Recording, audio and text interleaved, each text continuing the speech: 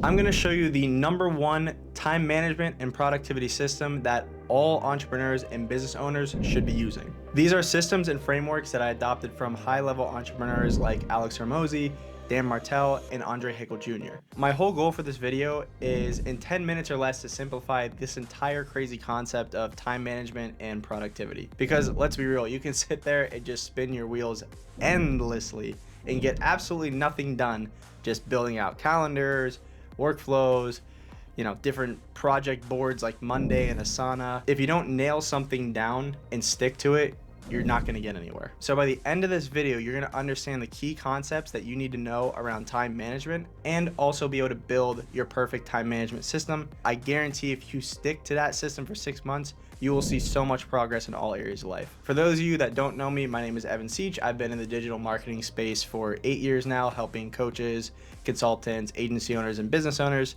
scale through paid ads and also optimizing their post-click experience. And I've generated over $35 million in client revenue as of 2024. First thing that you need to do, and this is a fun one, this is brought to me by Dan Martell and Haykal Jr. This is the 72-hour time audit. Basically, before you build out any productivity system or time management system, you need to do a time audit. This is where you take 3 days, 72 hours, and you track every single thing that you do throughout the day. 15 minutes, write down what you're doing, what task it is, where you're at. Are you going to the grocery store? Are you cooking dinner? Are you on a random phone call that does nothing? Are you watching Netflix? Are you on a sales call, a meeting? Whatever it is, write it down. So I did this and I use a time tracking system called Clockify to just make sure this thing is a lot smoother and just a lot easier for me to track. But you could also use a notepad, Excel sheet, whatever. And basically at the end of the 72 hours, what you're gonna do is you're gonna look at everything that you did, all those different tasks, and you're gonna drop them into 2 buckets. Bucket 1 is this task gave me energy, and bucket 2, this task drained energy. Andre does a fantastic job in going deeper in this in some of his content, so definitely make sure to check it out there and also read that book by Dan Martell, because again, these are things from those I'm just trying to condense into one video. Now what you're gonna wanna do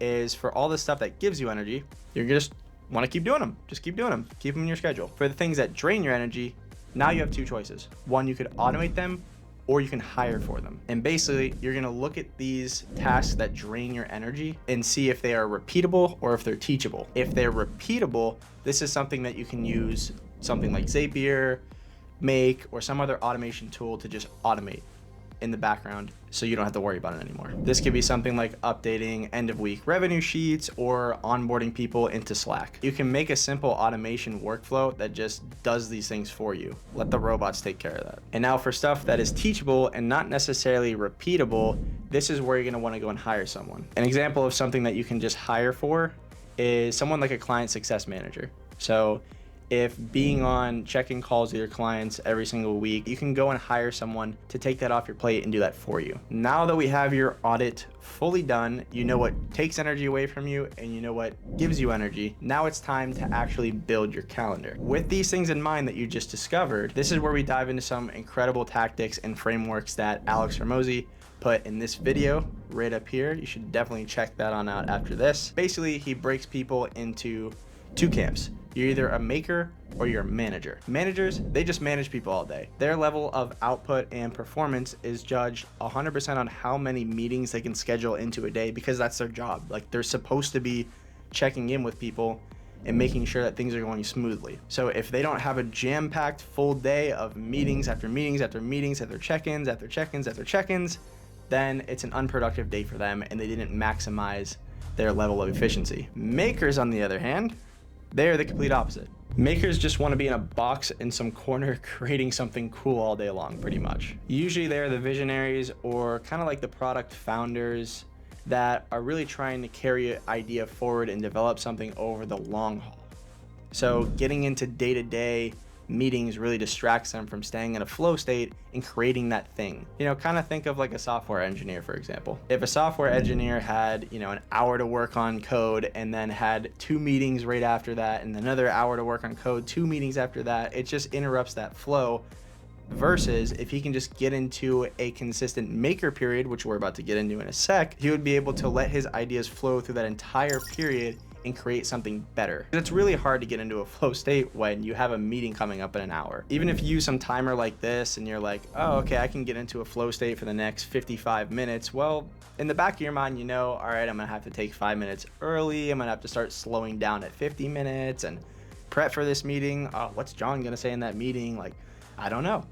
It's just really hard to get into a flow state when you have meetings coming up. Problems happen when these two types of people or two types of frameworks clash with each other and they don't understand each other's positioning. The maker might get mad at the manager for scheduling a meeting at 10 a.m. while the manager might get mad at the maker that they have an entire Wednesday with absolutely no meetings being able to be booked out on their calendar. This is where time blocking and communication really comes into play. Again, I gotta thank Hormozi for this because this is one of the most impactful things that I've done in my career. To wrap up this video, we're gonna hop on my laptop right here and I'm gonna show you what my schedule looks like, and you can mirror this however you wish. Basically, you're gonna see a different combination of maker blocks and manager blocks, and I'm going to explain things a little bit further. So let's dive in. So what you're going to see here is different maker boxes, different client check-in boxes, and flexible maker blocks. Pretty much,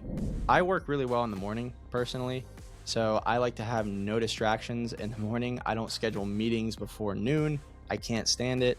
So what I like to do is schedule these maker blocks in the morning where I can just sit down uninterrupted from anywhere from 4 to 6 hours. Those are my maker block periods. So basically those are periods of time where I cannot be disturbed. My phone is literally on the opposite side of the house and I'm sitting there working on revenue producing activities or things that are growing the actual business. Then I'll get into some client check-ins after that and client work, which is stuff that's not necessarily working on the business, but it's helping to get my clients results. So I need to have those obviously blocked in there. After that, so in this section right here is actually going to be content for me. So I like to block out a whole day for content, short form and long form. Then after that, of course, the gym is a priority for me. So I have those blocked in here. Now to the flexible maker blocks. So these flexible maker blocks are basically like, okay, this is where I'm going to open up my calendar for revenue driving activities. If it's something like a sales call that comes in, or a big podcast booking or some sort of like collaboration that's going to move the needle forward in my business, I'll let it in. I'll let it be booked at that time during that block. If not, if it's something stupid like a random lunch with some random person or a phone call from a friend or something like that I know is going to last an hour, even if it lasts 5 minutes and it interrupts me from my flow state, like I'm getting rid of it. So I'm just not doing it. So I have maker blocks that I won't even schedule sales calls during because I want to be in a total flow state. I'll have flexible maker blocks, which are basically blocks of time that, yes, I'm trying to get into a very aggressive and strong flow state, work on something that pushes the business forward, but I will let in certain things like sales calls or podcast bookings that will move the needle forward still. There you have it. Pretty much a task item for you after this video is very simple. Right? Figure out if you're a manager or a maker. Watch that Hormozi video and just understand, like, you're going to have to be a maker at some point and a manager at some points in your business. Like day to day, it's going to be different. Hour to hour, it might be different.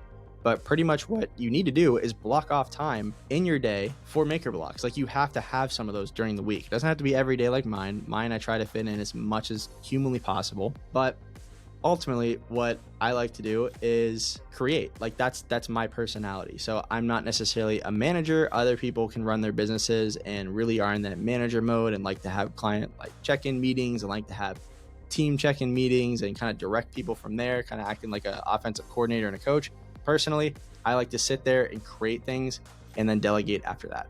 So majority of my time isn't really focused on managing, it's focused on making things. And that's why you can see my schedule here is very heavy on maker blocks. But again, if you're a manager, it might be different for you. So pretty much again, task item, go through, look at your day, do the 72-hour time audit. You will see so many things that you are like, why am I even doing that? I was spending 77% of my time doing non-revenue driving activities, just fulfillment, just dumb stuff, like just stuff that came up that I would say yes to. Like I was a yes man. I kept saying yes to stuff. So got nothing done. Why was my business growing? That's why, because I'm not actually working on growing the business. So go through, do the time audit, look at what drives your energy and what takes your energy, delegate some things that take your energy, and then go through, schedule maker blocks, schedule client check-ins, schedule client work boxes, and schedule flexible maker blocks as well. So hopefully this helped.